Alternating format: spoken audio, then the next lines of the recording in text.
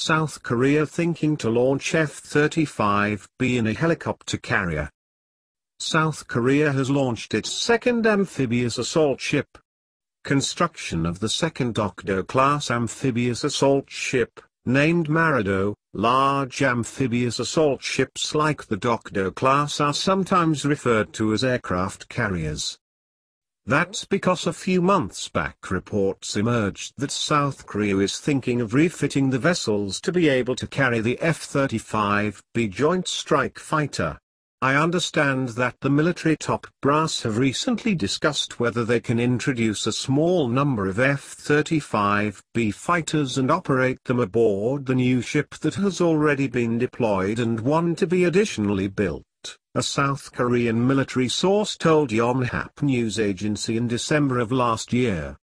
We can run F-35Bs by redesigning the decks of the Dokdo and the new ship that is being constructed.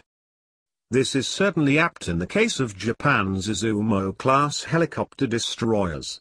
Those ships are roughly 250 meters long and displace 24,000 tons. The Izumos are about 50% bigger than Japan's previously largest ship, the Hyuga-class helicopter destroyer. Others have pointed out that the ships are actually larger than Spain and Italy's short takeoff and vertical landing aircraft carriers. South Korea is already part of the Joint Strike Fighter program, having decided to buy 40 F-35A fighters in 2014 for $6.75 billion. However, that is the conventional version of the fighter jets. By contrast, the F-35Bs have the short takeoff and vertical landing capability that would be necessary to operate the planes from the Dokdo-class ships.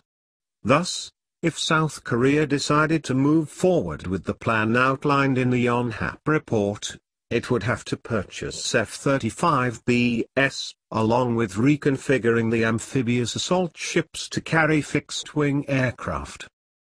In fact, South Korea's interest in transforming the Dokdos into F-35B carriers only emerged after Japanese media reported that Tokyo was thinking of doing the same with its Izumos.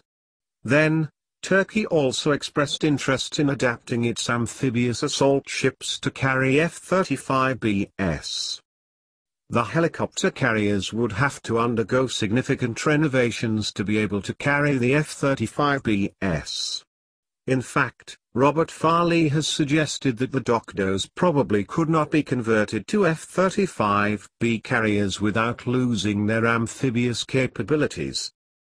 It is not clear why these countries are interested in having carrier-type ships, since none of them plan on having blue water navies. All this is extremely preliminary given that none of these countries have even moved to purchase the F-35B yet. Still, the F-35B's short takeoff capabilities would still be useful in that regard even if operated from a land.